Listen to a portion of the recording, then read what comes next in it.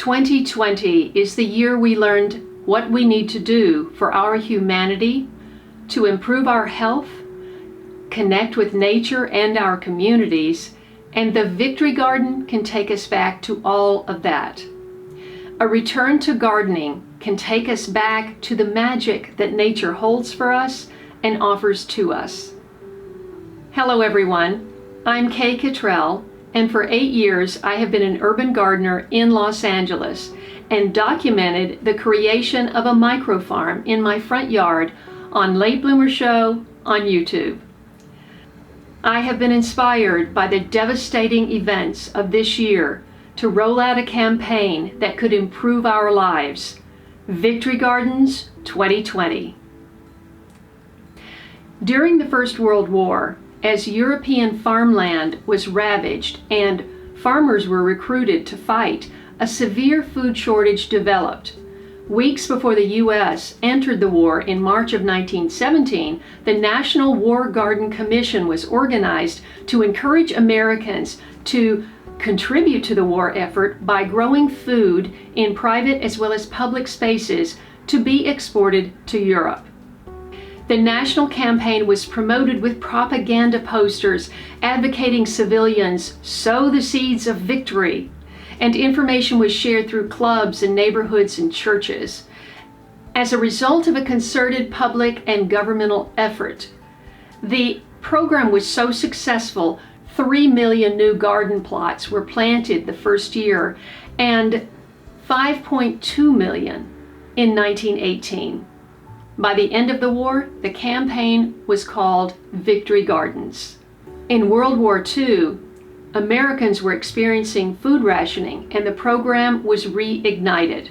The successful Victory Garden campaign not only ensured food security, but also boosted morale, expressed patriotism, and eased the burden on commercial farmers who were producing food to be sent to troops and civilians overseas. Eleanor Roosevelt even planted a Victory Garden on the White House lawn. People used everything from their yards to window boxes to public spaces, and in 1942, 15 million families planted Victory Gardens, and there was no internet to spread information. For 8 years, I learned how to garden and grow food in a small front yard, often using the parkway or verge to grow edible plants. I'd like to share one of my 700 videos showing the transformation from before and after to show you what's possible.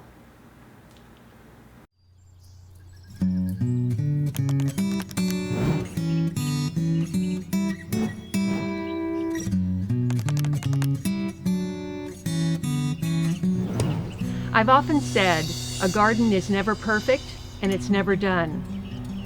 Last month I celebrated the 7th anniversary of this garden and late bloomer. Last night I was reading that the number 7 has particular significance in the Bible, and it's used over 700 times, often referring to wholeness or completeness or perfection. Recently I was asked to create a before and after video of my garden. Now, I don't consider it to be perfect or complete, but here's a look back at the transformation from then until now. In 2007, we had a major green partial renovation done on our house. The entire back deck, kitchen, and den was gutted.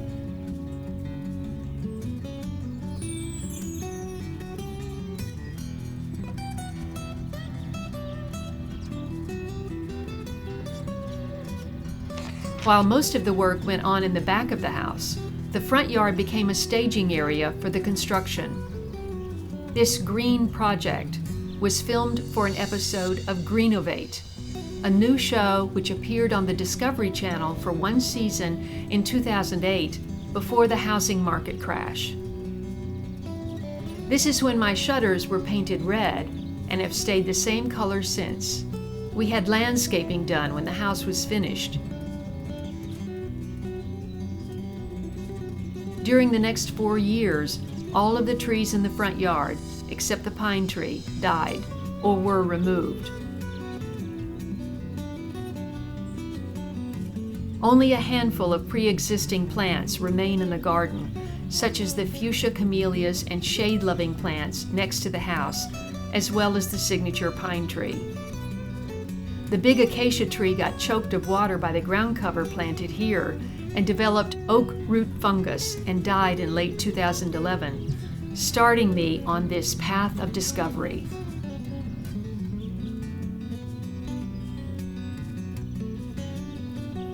When I first started planting my garden, the idea for a web show hadn't occurred to me. I have only a handful of photos from October through January of 2012 of the origin of my garden, all of which I used in my humorous and enlightening premiere episode of Late Bloomer. Even though both my parents grew up on a farm, I didn't come to gardening till last fall. I'm Kaye, and I'm a late bloomer.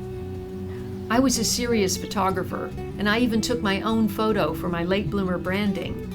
But it wasn't until I bought my iPhone 4 with the first selfie side that it occurred to me I could film myself talking to an audience in the garden. What a lovely bouquet!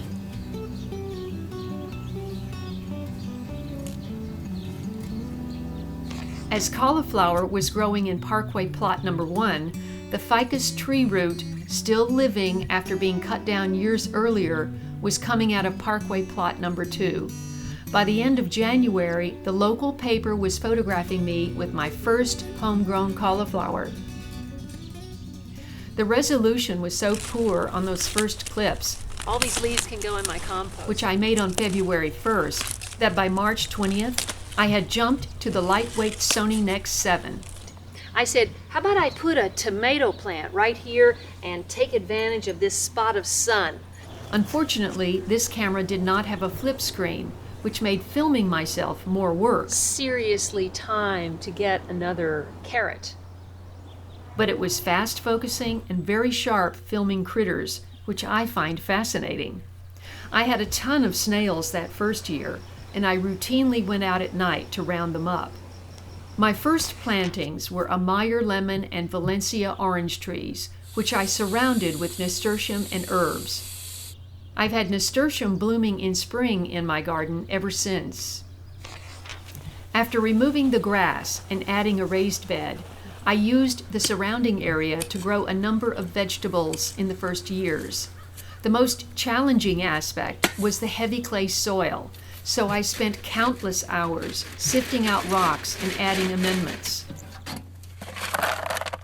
I had not fully committed to planting only edibles in the front yard at this point, and experimented with first a border of camellias, then a row of rosemary. We're getting a little rain here in Southern California. My garden is enjoying a nice drink. I was unstoppable and worked year-round, from morning till night most days. This is when I had a post-production team putting my videos together, and I spent much more time in the garden. There was one large mature plum tree here and one mature pineapple guava. 2 olive trees were planted that first year. I was a late bloomer gardener and didn't know anything about growing vegetables. I learned on the job, by trial and error. You should grow what you like to eat. So I focused on corn, tomatoes, and watermelon that first year, as well as zucchini, beans, strawberries, and much more. I always enjoyed sharing what I was learning and my produce with my neighbors. I love it when my neighbors drop by to enjoy my garden. Walker would help when he was home from Stanford. How many monarch butterflies are there left? That's a good question. Millions, but they are one of the top 10 species to watch. A chance encounter with a monarch enthusiast in Santa Monica led to one of my first episodes on the road, and she opened my eyes about the peril of our country's signature butterfly. I was hooked. By November of the first year, the garden looked pretty empty again. Then I became fascinated with fungi. I tried a lot of things that first year, like amaranth for grain and buckwheat for cover crop. And I had a lot of fun photographing critters and grew my first heirloom tomatoes. I photographed everything, especially bugs.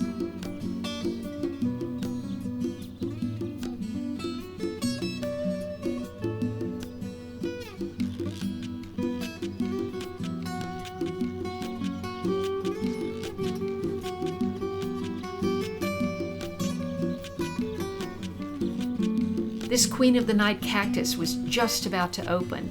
I had my first experience growing celery and harvested my first pineapple guavas and watched my first monarch caterpillars transform and held my first butterfly after birth.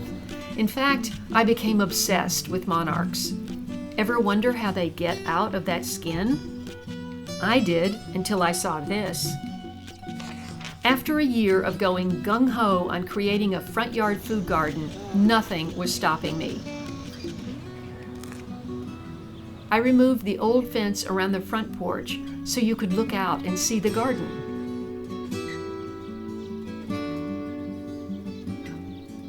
After more than a year of trying to keep neighbor dogs off my garden, in April of 2013, we undertook a major project to build a redwood fence of my design around the main part of the front yard. This required me to practically clean off the growing area. I wanted it tall enough to discourage dogs, but low enough so anyone passing by could see all the amazing vegetables. By growing food, not lawns, you make your front yard productive.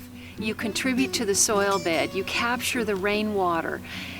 It's a win-win situation, and it's so much fun watching things grow. After all, I got into this to inspire people to grow their own food. And what better way than to showcase my garden right by the sidewalk? As soon as one thing came out, something else would go in. That's been my modus operandi from the beginning. You have to when you have a small garden and you want to plant a lot of vegetables.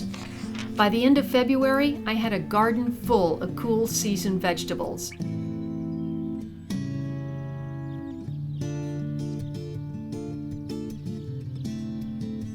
And a large portion prepped for seedlings I had started from seeds.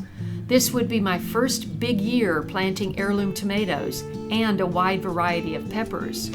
I knocked it out of the park my first time growing garlic. I've hardly mentioned beans. Meanwhile, I had so much kale in the parkway, I had to give it away. I was photographed again for the local paper, and my Savoy cabbage was prize-worthy. As the brassicas came out, Renee planted 3 pineapple guavas in the 6.5 by 20-foot bed. They had been languishing in pots, and I wanted to create more of a feeling of a continuous garden to the street. This began the Parkway number 1 conversion to perennials. Parkway number 2 is 14 feet long and anchored by a princess flower bush, which had been the pride of the neighborhood. I grew so many tomato plants, I had to give them away to a garden club.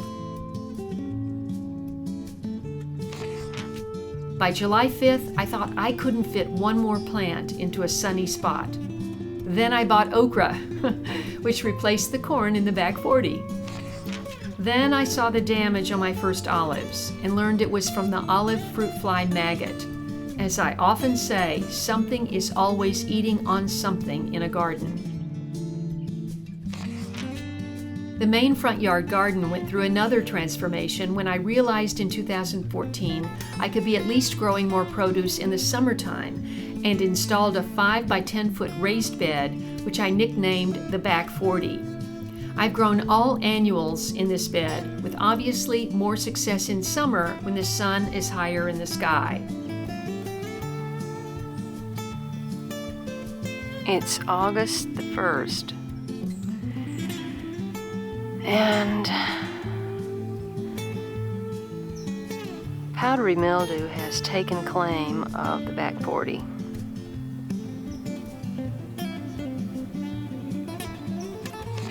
By the time I filmed my 5-part Growing Heirlooms Tomato series, I experienced my first real jungle. Okay, this is ridiculous. There used to be a walkway through here. The front yard was full of corn and huge tomato plants, and you could barely walk through. I found I enjoyed growing a wide variety of peppers as much as I did tomatoes, and pots lined the driveway.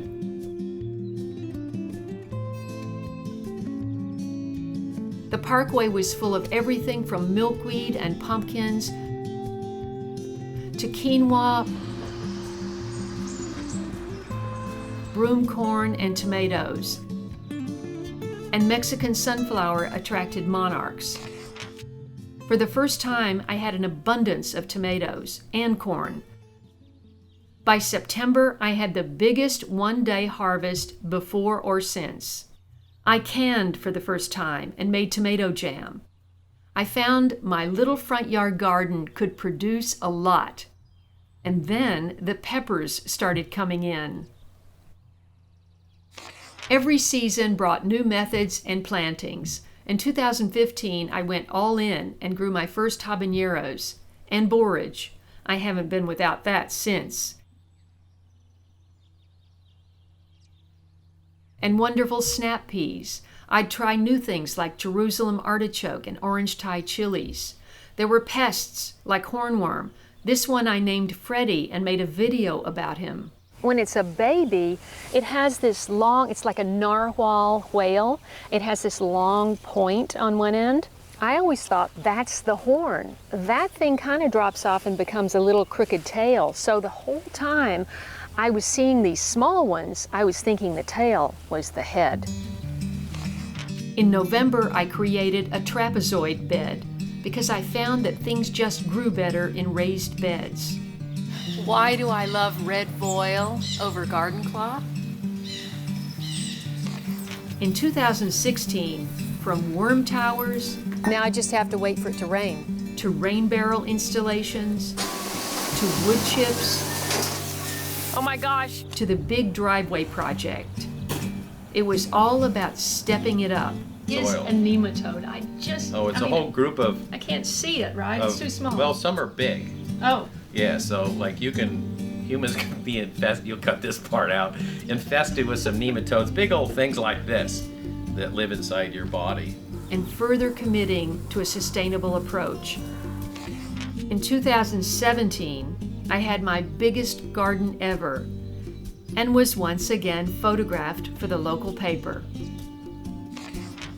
Today I have 5 pineapple guavas, 4 olive trees, 2 fig trees, a loquat, mandarin, calamandin, and kefir lime, and 2 large passion fruit vines.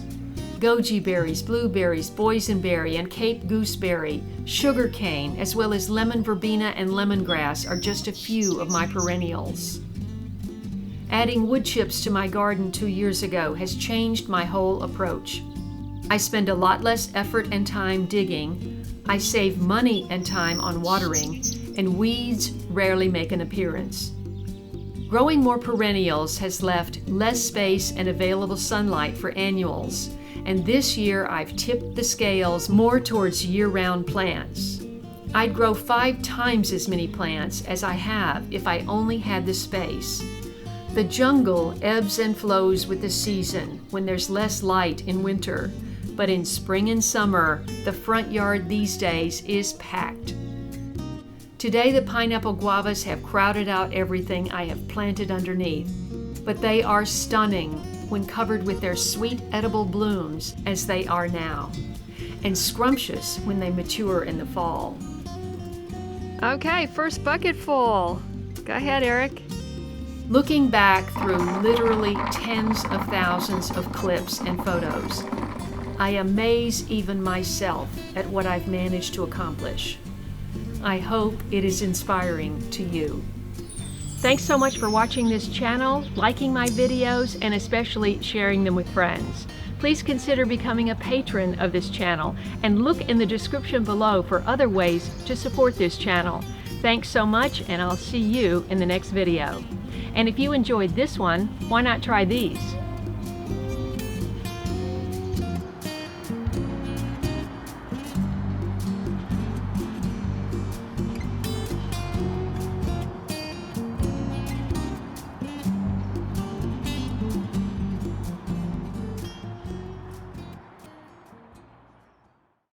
Not everyone has even a small yard, and most people watching this around the world can't do year-round gardening like I do in Los Angeles. I currently reside in an apartment, but the lack of space and control has not stopped me from planting and harvesting, just on a smaller scale.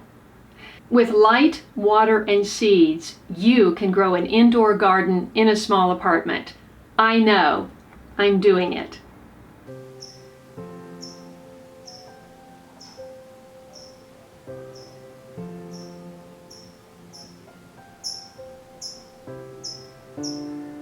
But the important thing is to make a start. You can make a difference with simple steps. 1. Start small. Plant a seed. Pot up a nursery plant. Plant a window box with microgreens. Cover your lawn with wood chips and start building soil. And don't forget to provide the beneficial insects like bees and butterflies and hummingbirds with the nectar from flowers that they need to pollinate our plants. Most importantly, connect with your neighbors to spread the word. Challenge your friends to take back their food security by saving heirloom seeds. My personal mission, as long as I live, is to inspire as many people as I can to grow their own food, take back their food security, share the bounty and knowledge, and be kind to Mother Earth. Growing our own food helps us take responsibility for the world we live in. Regain the earth. Every garden that produces food reduces the cost of transportation to bring that food to market. And the best thing of all is you know what's in your food. Can you imagine such a positive movement in our country today and how much good it could bring into our public and private lives? With food shortages threatened, no time is better than right now to begin. I challenge you to help me reinvigorate home gardening on a grand scale. Victory Gardens 2020 is a call to action. No time since World War II have we needed it more. Join me. Let me know at latebloomershow.com you're on board. Together, we can save the world, one garden at a time. First Desert King. Fig.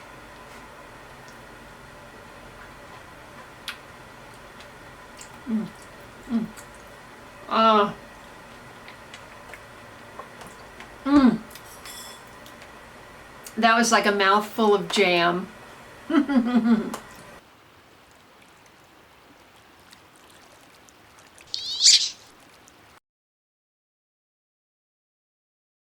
If you enjoyed this video, please watch these. And don't forget to follow me on Instagram, Facebook, and Twitter. And I'll see you in the next video.